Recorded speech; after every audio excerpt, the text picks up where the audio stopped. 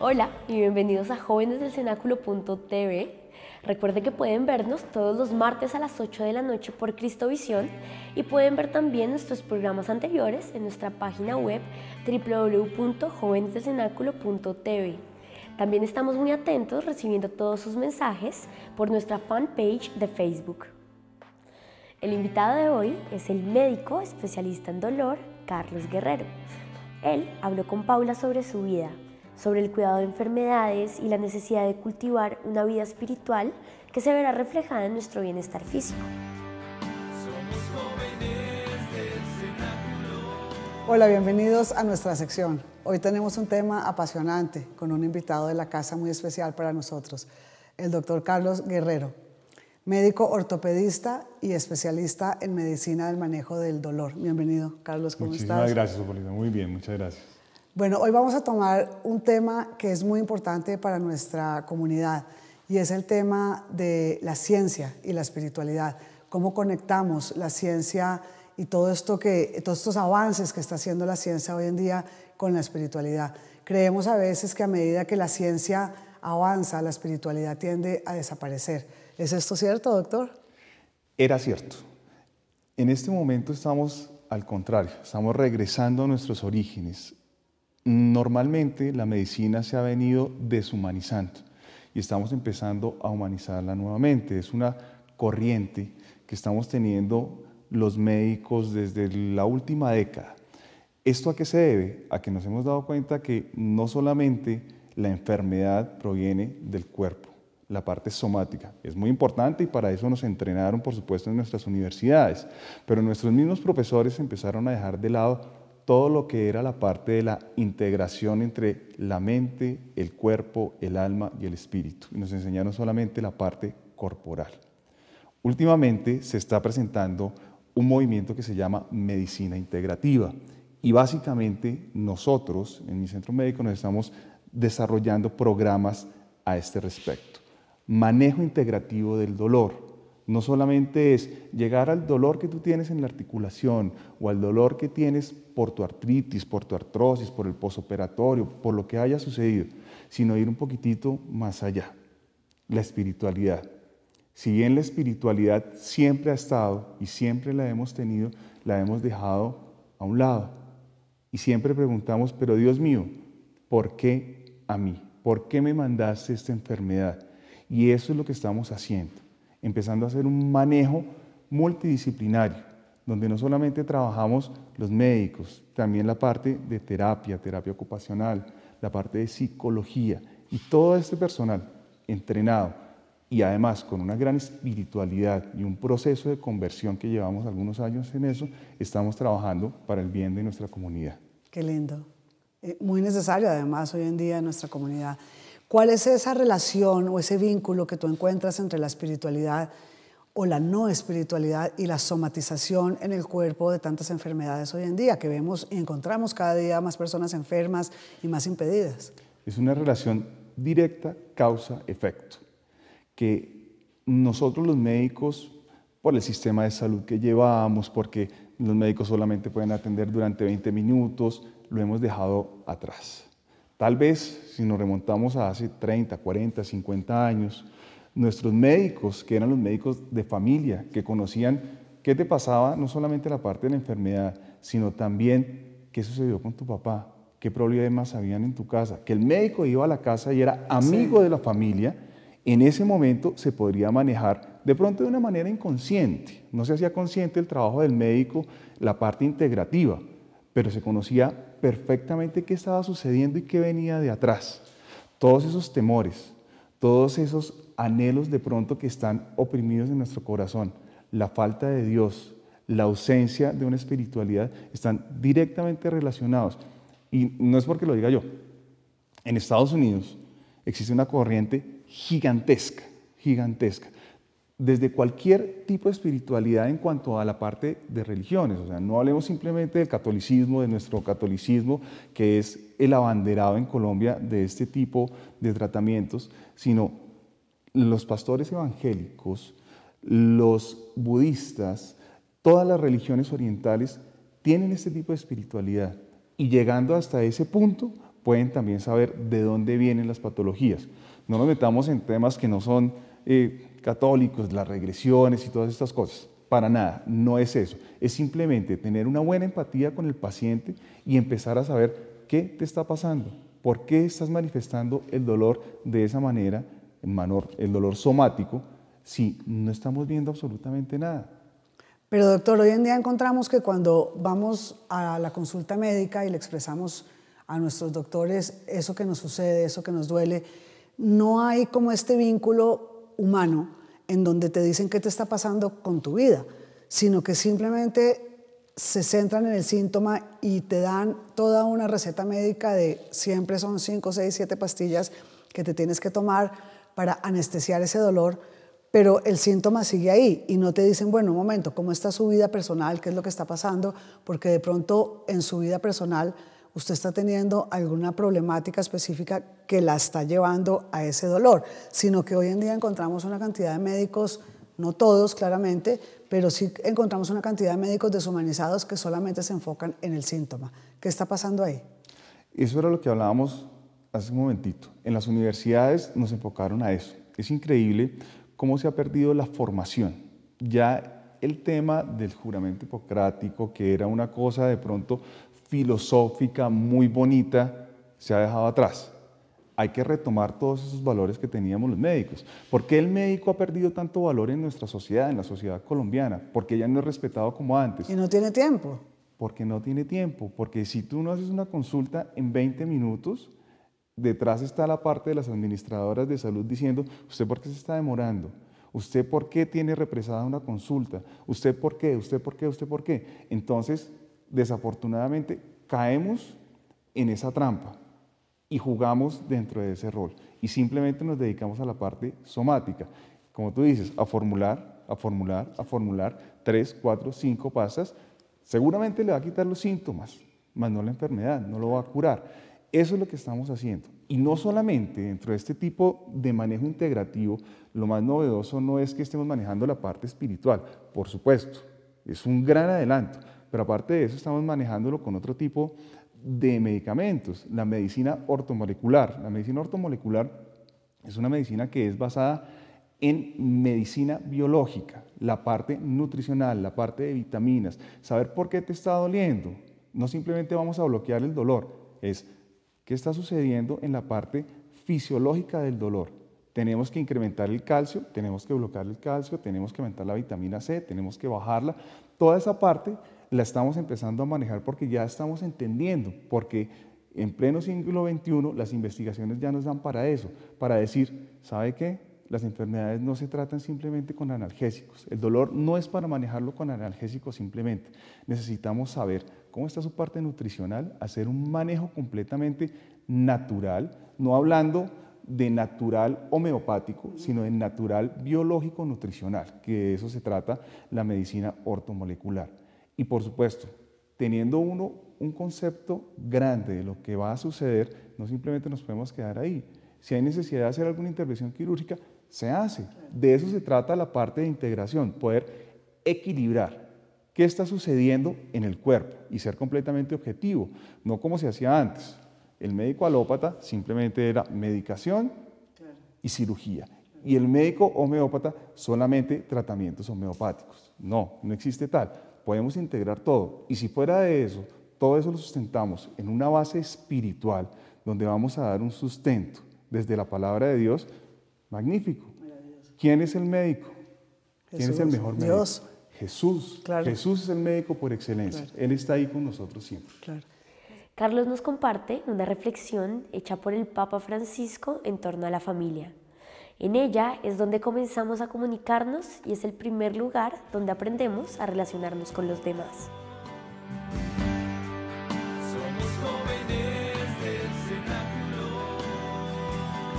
El Papa Francisco, el pasado 23 de enero de 2015, en la Jornada Mundial de las Comunicaciones Sociales, abordó el tema de la familia. Voy a hablar acerca de dos aspectos interesantes de esta charla, de este documento.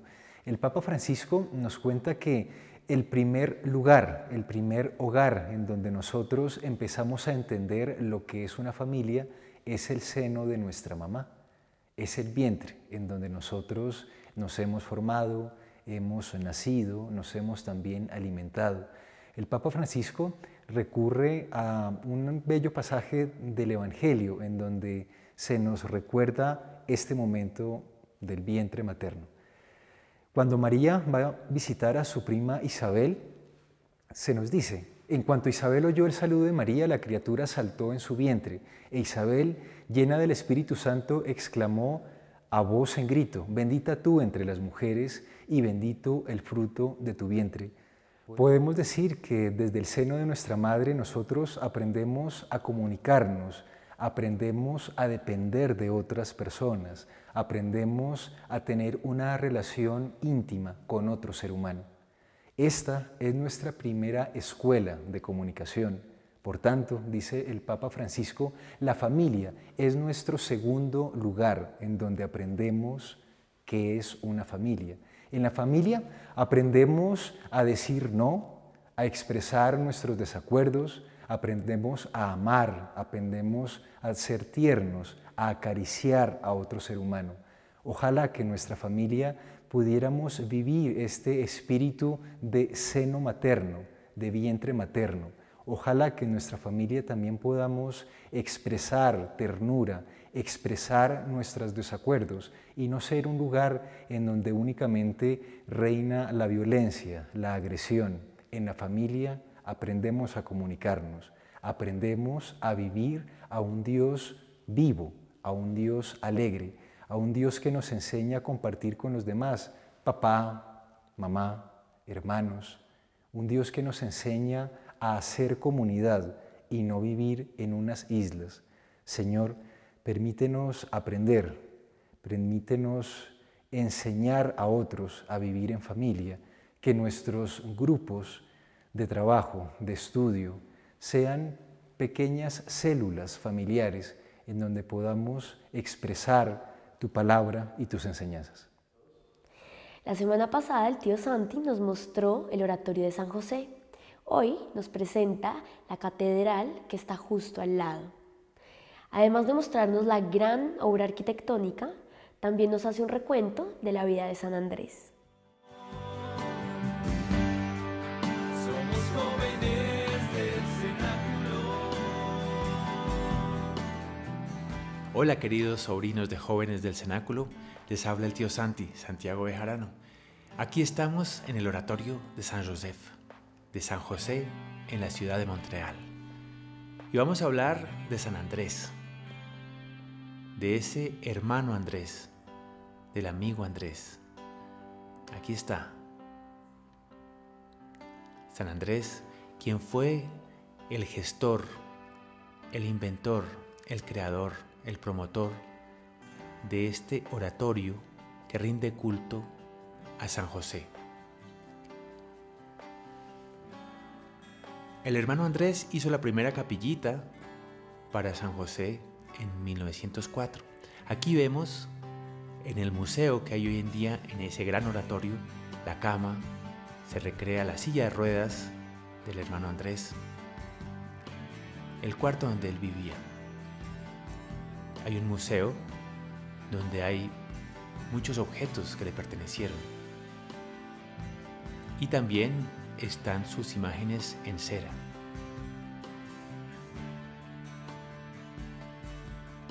Aquí está el sitio en donde él trabajaba, porque él era el portero de un colegio, del Colegio de Nuestra Señora. De una manera muy sencilla y humilde, siempre vivió el hermano Andrés. Incluso después de haber hecho innumerables milagros de sanación, seguía siendo una persona muy sencilla y muy humilde.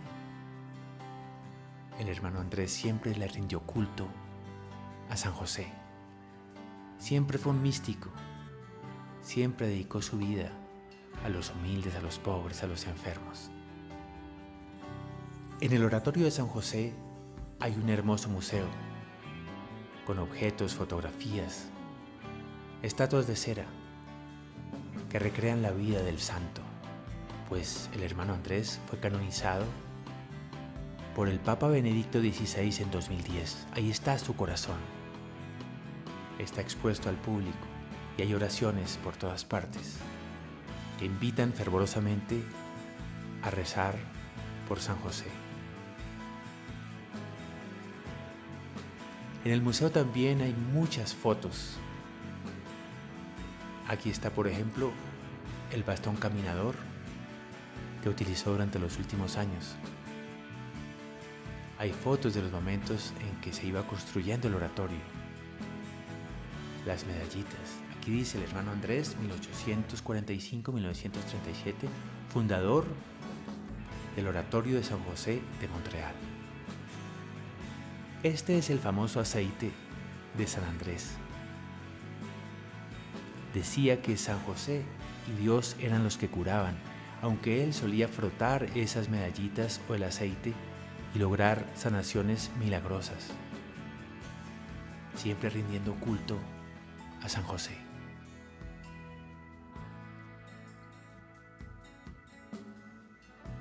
San José, ese hombre escogido por Dios para ser el padre del divino niño, para ser el esposo de la Santísima Virgen.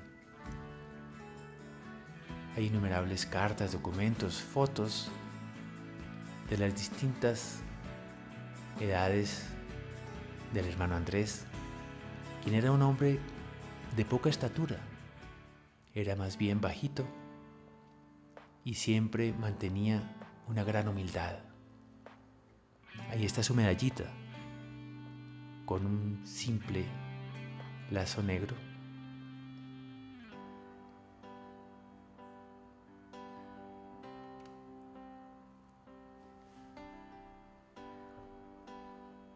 Y esta es la maqueta de la casita donde vivía él con su familia, una casa de campo bastante humilde.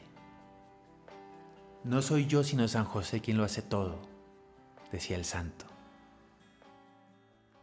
Sergio Mendoza es nuestro presentador en Vox Populi. Él estuvo averiguando, preguntándole a muchos jóvenes sobre cómo viven el amor. Esta es una pregunta que, por supuesto, tiene muchas interpretaciones.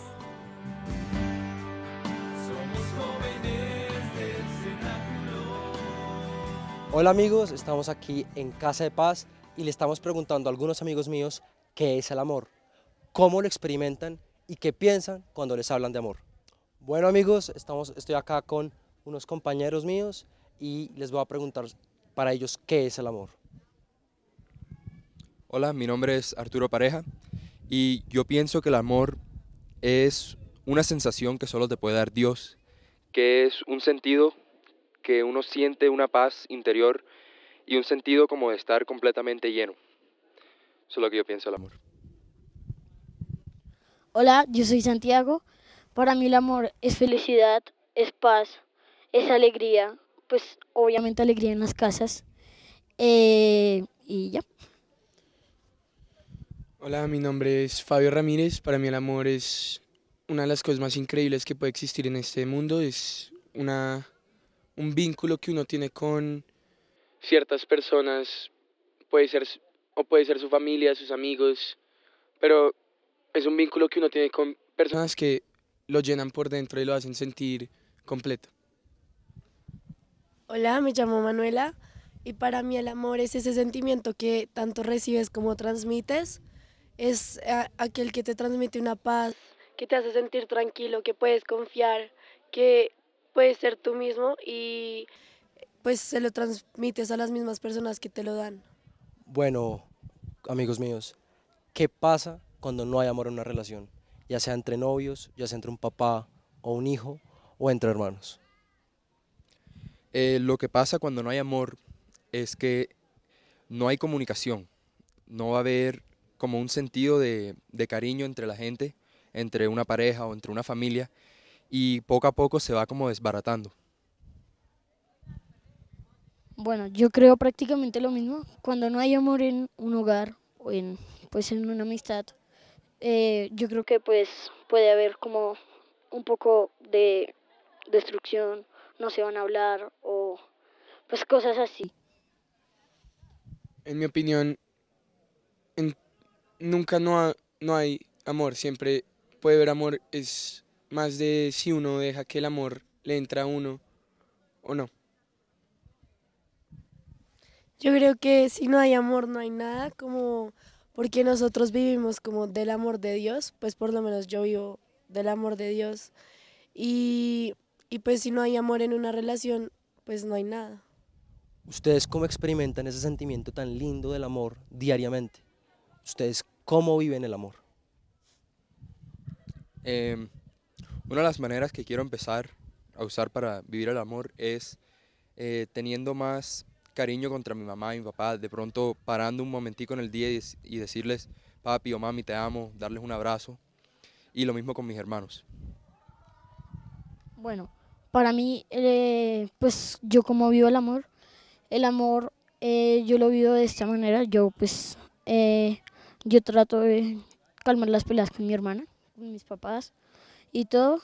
Digamos, no es como solo comprarle un regalo y decirle, mami o papi, te amo, no. Ya con un abrazo, con un beso, con demostrándole con hechos que, pues, que lo amas y todo, yo creo que ese es el mejor regalo. Yo experiencio el amor todos los días.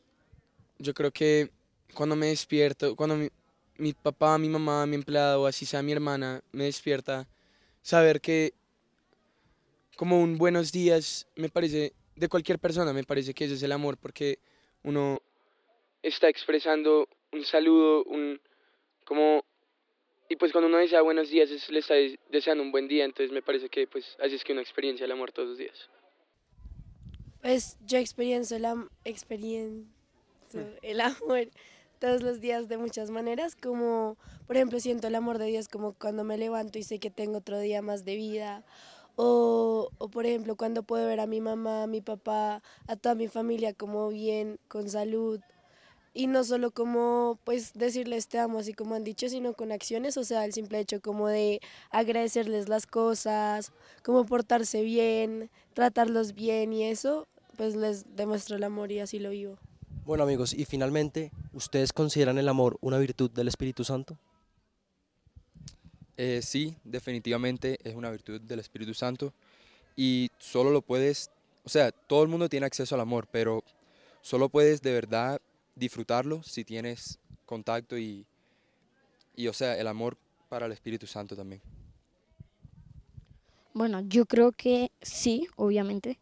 En el Espíritu Santo sí puede haber amor.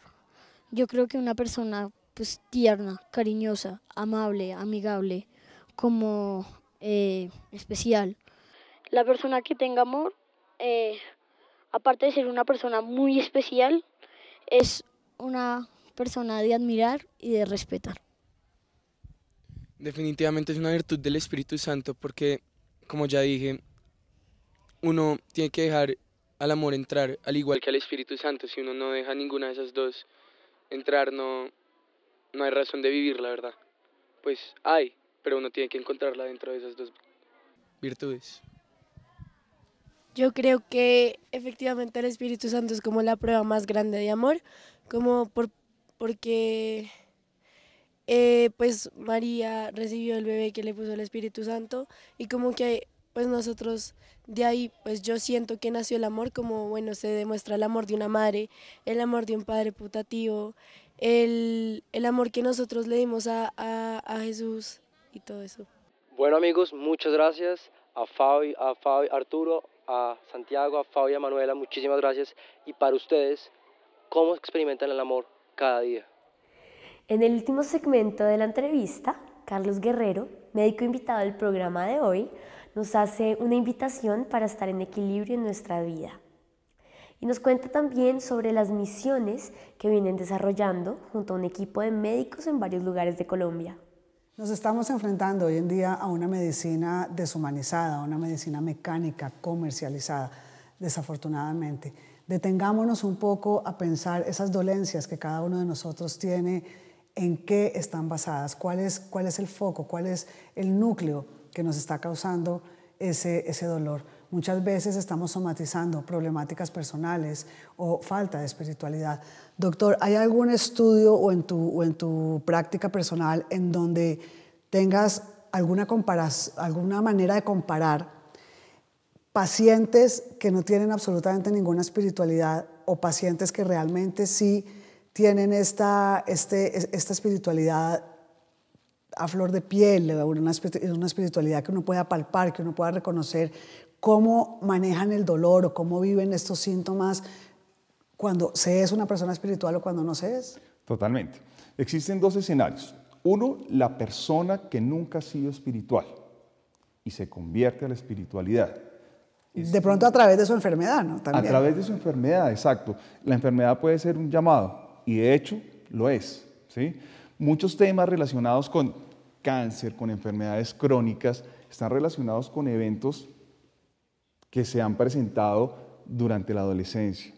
Hay relación causa-efecto de algunas patologías como los abortos, ¿sí?, con enfermedades que se presentan en la adultez. Enfermedades de tipo psicosomático claramente vienen desde ahí. Personas que toda la vida le han sido indiferentes a esos llamados, se les presenta la patología y en este momento empiezan a ser espirituales, se empieza a ver un cambio. Primero, de sanación espiritual, por supuesto, de sanación interior, sanación a nivel corporal y la tranquilidad y el manejo de los síntomas es muchísimo más fácil. Lo mismo, existen pacientes que nunca han sido espirituales y nunca lo van a hacer. Esos pacientes difícilmente se pueden llegar a mejorar y a tratar, porque lo primero que hacen es echarle la culpa a un Dios que para ellos es simplemente un Dios castigador. Y nunca van a entender que no es un castigo, que es un llamado. Esos pacientes difícilmente se mejoran. Y el tercer escenario son los pacientes que siempre han sido espirituales, que entienden el para qué, no el por qué, el para qué de su enfermedad, porque seguramente Dios necesita de algunas otras cosas y lo llevan, y llevan su patología, y al final de cuentas entienden qué es, controlan sus síntomas y nunca van a ser tan dolorosos ni tan infelices como las personas que no son espirituales. Y eso existe y eso está cuantificado. En el país hasta ahora está empezando esto, pero en Estados Unidos, como hace un momento te decía, existe. Y es curiosísimo, el médico más exitoso que hay en este momento en Estados Unidos, en la Florida, es un pastor evangélico que es médico que utiliza este tema de integración. Qué lindo. La enfermedad es un llamado. Si vemos la enfermedad como un llamado de pronto para encontrarnos ahí en el dolor con Dios, podemos tener un sentido de la enfermedad diferente. Para los pacientes o para las personas que en este momento nos están viendo, quizá en un hospital o quizá en la cama y que están padeciendo alguna enfermedad en este momento, ¿qué consejo les darías tú? Lo primero es entender que no es un ¿por qué me está sucediendo esto? Es un ¿para qué? Cuando uno empieza a tener ese pequeño cambio de que no es un Dios castigador, sino que es una oportunidad para que yo me muestre, para que yo entienda, para que yo evolucione, en ese momento vamos a entender mejor de nuestra patología. Acercarse a Dios y acercarse a su médico. Acérquese a su médico, háblele. De pronto, él está necesitando también de ese llamado. Puede que no sea para ti como paciente. Se necesita de pronto un llamado a su médico. Puede tener una espiritualidad escondida y cuando usted empiece a acercarse, el médico se va a dar cuenta y uno nota el cambio como médico. Uno nota la satisfacción tan grande cuando el paciente tiene la facilidad de abrirse y de contarle muchísimas cosas. Y no es necesario ser uno un experto ni en psicología, ni en psiquiatría, ni en comportamiento. Simplemente la espiritualidad del médico puede llegar a producir mucha sanación. Claro. Empezar a entender que las patologías están, todos vamos a tener en algún momento algún tipo de enfermedad. La manera de cómo las llevemos, la manera de cómo nos enfrentemos a esas patologías, y ahí la diferencia de poder llevar una vida hacia lo que queremos, hacia un fin feliz. Todos vamos a terminar en el mismo lugar. Claro. La manera como lleguemos allá depende de cada uno de nosotros, del acercamiento a Dios y del grupo médico que lo esté tratando también. ¿De qué manera vives tu espiritualidad en tu profesión? No solo con los pacientes, y no solamente es en mi profesión. Uno no puede escindir entre mi espiritualidad profesional, mi espiritualidad con mi familia, mi espiritualidad con mis amigos. Muy seguramente, muchas personas que lo conocen a uno, pero él, espiritual, sí. Existe la posibilidad de cambiar y la única forma de cambiar es acercarse al Maestro, enamorarse de ese único Dios vivo que tenemos nosotros, de nuestro Jesús. De esa manera es la única forma que uno puede vivir la espiritualidad y es el día a día, es todo. Todo es en nombre de Dios, en nombre de Jesús, en nombre de la Virgen y es la única manera que yo creo uno puede llegar a ser espiritual y teniendo una coherencia de nuestra vida. Ayer no fui, hoy estoy tratando de hacerlo. Qué lindo. Bueno, y para terminar, ¿por qué no nos cuentas un poquito cómo ha sido ese proyecto de las misiones, en donde ustedes, algún grupo de médicos, han sido tan generosos en llevar un poco toda esa espiritualidad y también toda esa ciencia a lugares menos favorecidos en nuestro país? Bien, el tema de misiones es un tema relativamente nuevo en el país. No llevamos más de 5 años haciendo misiones. La idea es que nos reunimos no solamente médicos, somos los médicos con nuestras familias, con personas que no son del área de la salud y nos dirigimos a diferentes poblaciones del país. Poblaciones que son identificadas y diagnosticadas con una falencia a todo nivel, no es solamente la parte médica, problemas nutricionales, problemas de espiritualidad, por supuesto de pobreza absoluta, que es lo que más vemos en nuestro país. En este momento estamos programando unas misiones en la zona rural de Tocaima, que las vamos a hacer en Semana Santa. Vamos a ir aproximadamente unas 250 personas, siempre de la mano de sacerdotes, vamos a estar muy de la mano de la comunidad del Reino Christi y los padres legionarios de Cristo, en donde nosotros los misioneros vamos a encargarnos de toda la parte de la celebración de la Semana Santa. Nuestros niños van a estar jugando con los niños de la comunidad, nuestros adolescentes se van a acercar a los adolescentes, nuestras esposas van a estar con las mujeres de estas comunidades evangelizando, llevando la palabra de Dios y nosotros desde nuestro saber médico llevando algo de salud para ellos también. Y por supuesto la parte de los sacerdotes, todo el tema de asesoría espiritual, de confesiones y todo lo que se relaciona con este tema. Qué maravilla, qué bendición. Amén. Bueno, pues los dejamos con esta reflexión. Todos aquellos síntomas que tenemos en nuestra vida diaria, por la quema que tenemos a veces de trabajar tanto, por nuestra vida personal, pongámosla en manos de Dios. Si somos personas espirituales, quizá podemos encontrar un sentido y un llamado, como nos dice el doctor, detrás de esa enfermedad. Y el manejo de los síntomas, el manejo del dolor, cuando se hace de la mano de Dios, con un manejo también de una alta espiritualidad, podremos encontrar una sanación que tenga un sentido. Los esperamos en el próximo programa de jovenesdelcenáculo.tv. Recuerden que pueden ingresar a nuestra página web www.jovenesdelcenáculo.tv. También estamos pendientes de todos sus comentarios y mensajes en nuestra fanpage de Facebook. Que Dios los bendiga.